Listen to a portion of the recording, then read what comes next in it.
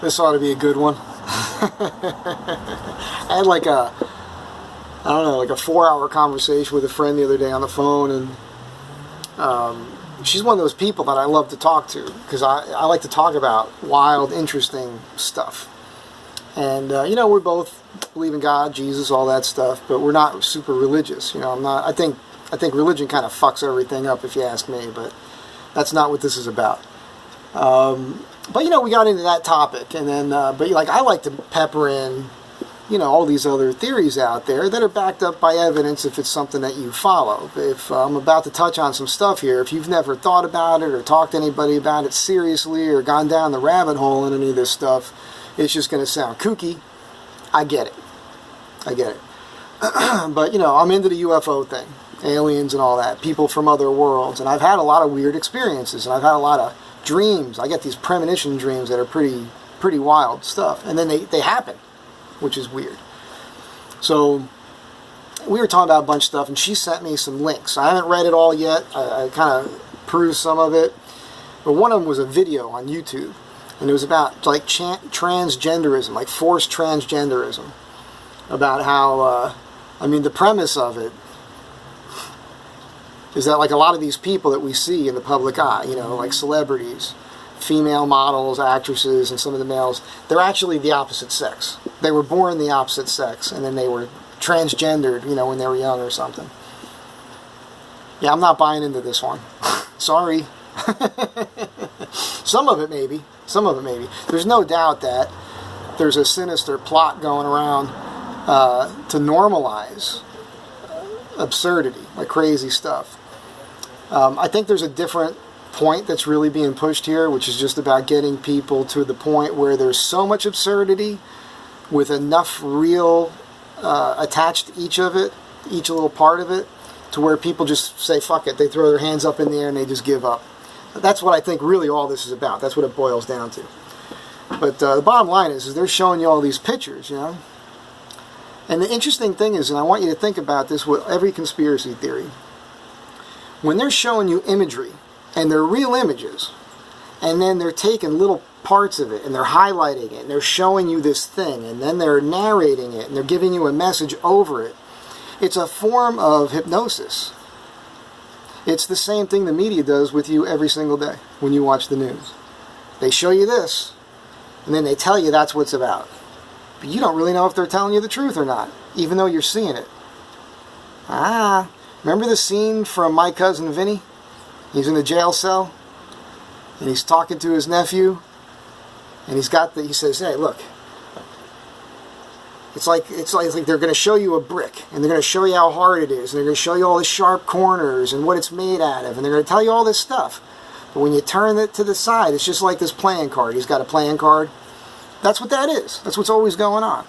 And in this video, they're showing you modern stuff, things from the 80s. They're showing you black and white images of queens and heads of state in these foreign countries in Europe from like the late 19th century and the early 20th century. Those are dudes, man. They're either transvestites, right? Men who just like to wear women's clothes, or they're really ugly women, right? One or the other. But the idea that there's been transvestites around and homosexuals and everything, that's been around forever. This is nothing new. Newsflash. Nothing new. So common, it's actually not abnormal. Sorry if I'm ruffling some feathers here, but these people have been around forever. And, I mean, there's ancient, thousands of years ago, there's ancient porno graffiti all over the place. If you were to read what it was really like thousands of years ago, it would blow your mind. I read a book, Those About to Die, about the gladiatorial system in Rome. It was a book that wasn't published in the United States. I picked it up in a used bookstore on an island in Greece, and I had an 18-hour boat ride. I read it cover to cover. They were training animals to rape women, all kinds of animals. They'd tie up these slaves, mostly Christians. They'd tie them up, and they'd be raped by chimpanzees and dogs and all kinds of things, and then they'd murder them right there. While people are having sex in the stands. Bloodlust. They're throwing bread and wine to people, and they're having sex while they're watching people be murdered and raped. That's what the world was like at one time. That's what the world was like. We're actually living in one of the most peaceful, safest times of all time, but you wouldn't know that based on the media. But they're showing you all this imagery, and they're showing you supermodels with narrow hips and strong bones, and they're saying that's a man. I've known a lot of models. I know a couple of models that work for the Ford Modeling Agency. I've dated some of these women. I know them now. They're married. They got kids because they have a uterus, because they're women. These strong features don't really mean anything. If you could see their skeleton compared to a man's skeleton, if it's a woman's skeleton, the extra rib, we know the difference, right? But you can't tell so much when somebody's walking around. You have to be careful about this. I've gone out with women that have manly features. No penis. Not into the penis. But, but narrow hips, big feet, hands, the whole deal. It's more about your DNA, your genetics. If you come from certain lineage, you're going to have those strong features. That's just how that is. So you can't believe everything you see out there. Be careful. Don't be so gullible. I'm sure there's people that are doing it these days. We have the technology. You know, you can definitely change your sex.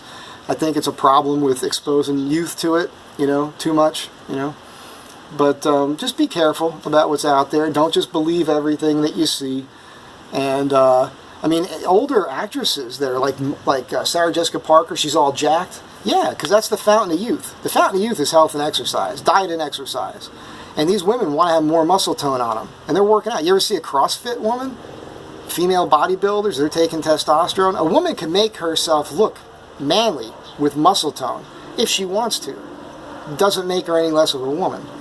So there's men with wide hips just born that way. It happens. So I'm not saying that the video is 100% false. I'm just saying it didn't ring true to me. A lot of bells and whistles went off, and that's that. So, you know, don't just believe everything. But have a good day and keep looking. Keep looking. Keep searching for that stuff.